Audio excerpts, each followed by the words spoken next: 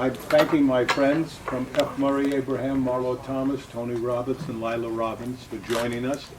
And I'm going to I'll start out by reading an early chapter in the book that does not need, I don't think, any background except to say it could never happen today. Never.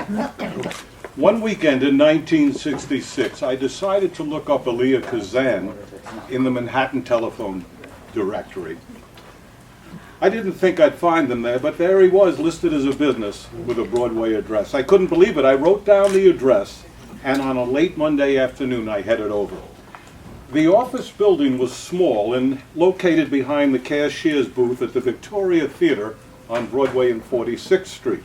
I looked at the directory, no Kazan listed, so I waited outside the theater.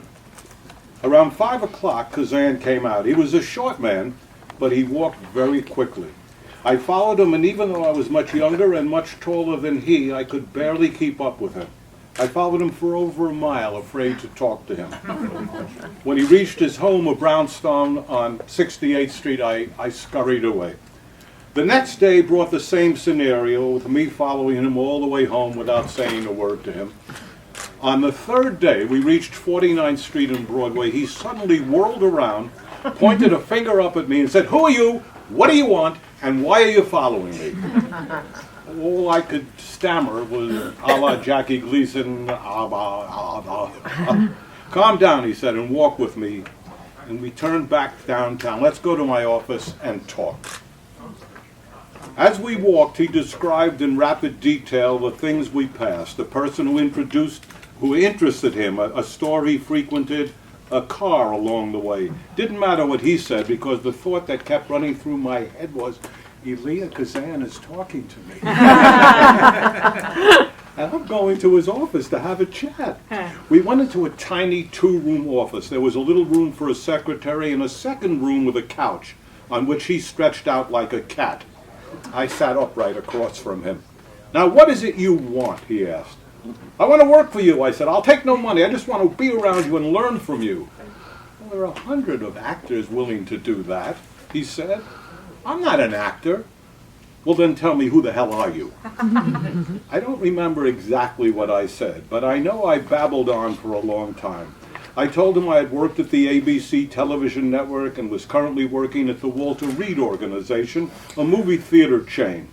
I had graduated college, served in the Army, worked as a cab driver, a pin boy in a bowling alley, and okay, he says, "Enough.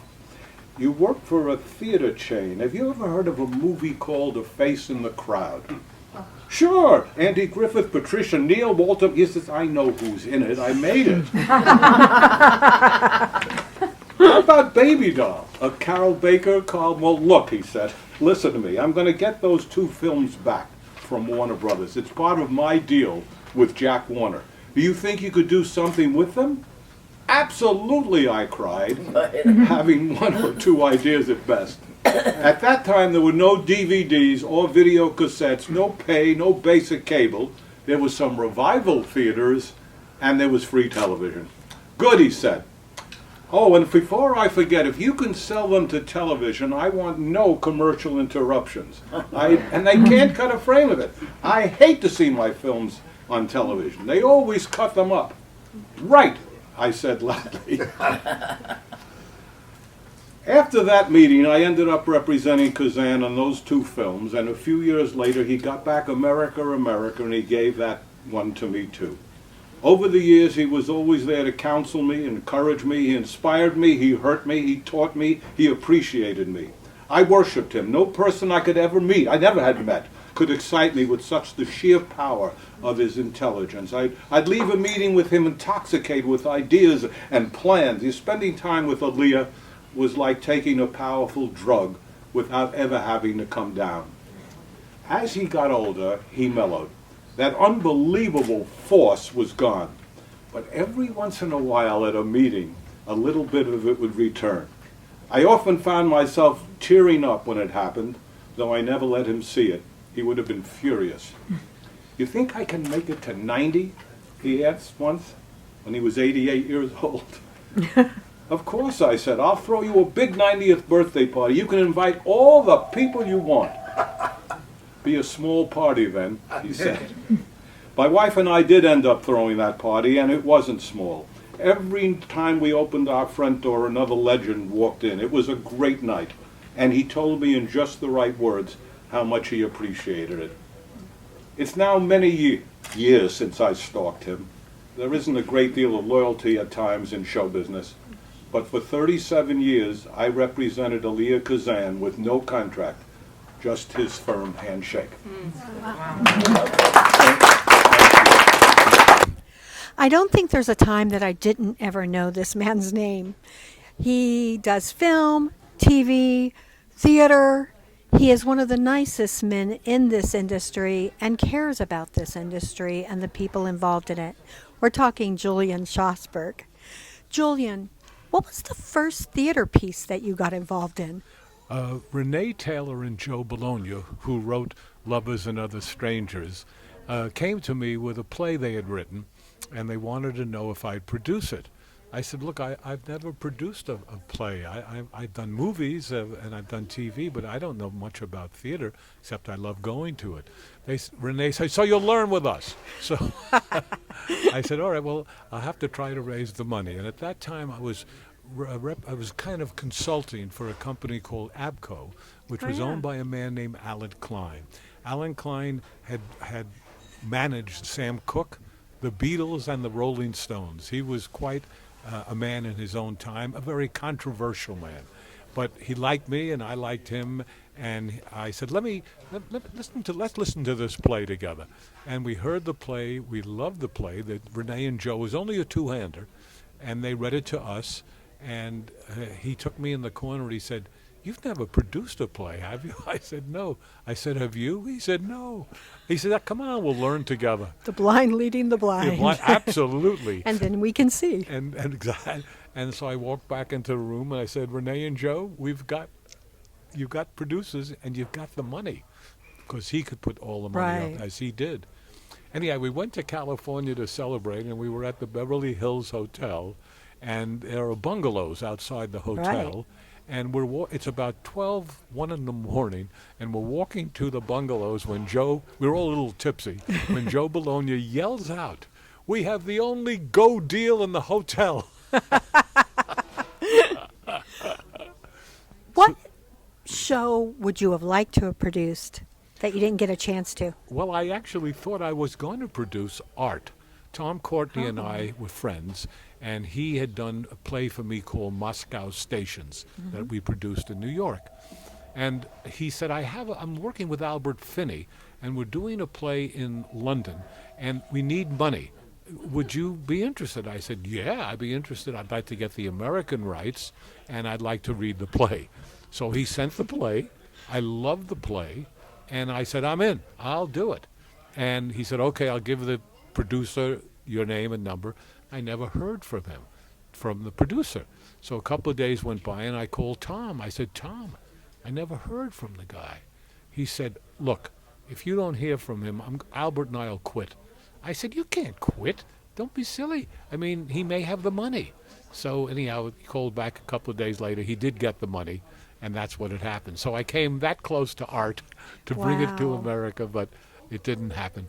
It was very interesting, too, because I went to the closing night in London as Albert and Tom's guests. Right. And interestingly enough, they wouldn't let the producer in. Are you kidding? Really? Sometimes this industry boggles your mind. Yes, and that's a nice way of putting it.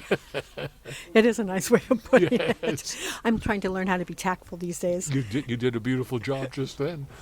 You're doing a new play based on Norman Mailer. Yes. What other actors and other subjects would you like to take on next? Well, I actually have, believe it or not, Susanna, 14 projects. 14. Holy. Now, you as a producer, you have to have more than two Of or course. 3. You don't necessarily need 14, however.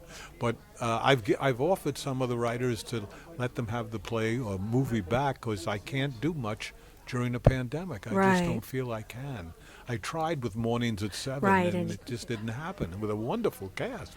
So, Yeah, Marie McCormick. yeah, that's right. Isn't that great? Patty McCormick came back. Isn't Oh, that Patty some- McCormick. Yeah, Sorry. that's okay. You got your McCormicks right. No, but I love the Bad Seed.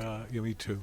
But anyhow, I'm doing a play with Susan Stroman, Oh, nice. a musical on the life of Alan J. Lerner and Frederick Lowe. With John Law from The New Yorker, wrote the wonderful play, and she's going to choreograph and direct it, and I hope to do Who's that. writing the music?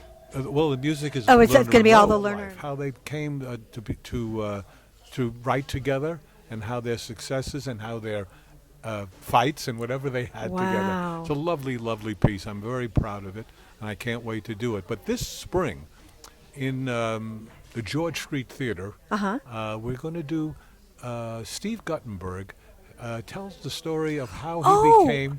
I just interviewed Steve. Well, you know. Yes, yes, yes, yes. And how he became a movie star. Yes, I and mean, and it's we call it Tales from the Guttenberg Bible, and Steve and 3 other actors will be doing it, and we're quite excited about it. Yeah, he's a really nice guy. Hello, one of the nicest people you ever want to meet. Yeah, I just interviewed him, and he talked about this. Oh yeah. Well, I'm glad he's plugging it then. He is definitely plugging it. Okay. Is there something, though, that you haven't been able to work on yet that you're dying to have your little hands on? No, I think I've been very fortunate, Suzanne. I've been doing it 60 years, so it's a long time. And I think the great thing for me was to become friends with Elaine May, who is Brilliant. I mean, words. In the book, I put down BFF, the best friend forever. And what she did for me, she really said, you shouldn't be a studio executive, you should be a producer. She changed my life. Oh, And wow. I produced all her plays, and she's my dearest friend. Wait, did you produce? I'm trying to think of the name of the play, the last play she did. Oh no, that she wrote. The Yes, last play she okay. won the a Tony for the Waverly Yeah, Gallery. That's fabulous. Kenny Lonergan. That was wonderful. fabulous. Yeah, but no, anything And she she wrote. was fabulous. Oh yeah, and that's why she won the Tony. Exactly. Yeah. Is there any actor, though, that you haven't had a chance to work with that you'd like to work with? Well, I was going to have dinner with Orson Welles in L.A., and I was so excited. Henry Jaglin was a very good friend of his, a director and writer himself, and we were going to go to Ma Maison, and I got a call from WMCA, and they said, hey, you take off 4 weeks every year when you go to the Cannes Film Festival, and then you take your vacation. You can't miss another week. You know, we let you take 4 weeks off. This is a call-in show. This isn't, And I said, I'll come back. I had to cancel. So that was I really felt bad about that. And I never could get it back together again. Never. I had the biggest crush on him from Jane Eyre. Oh, how could you not? My God, yeah. I'm like this big romantic, so that was. Well, that's the picture to feel that way about.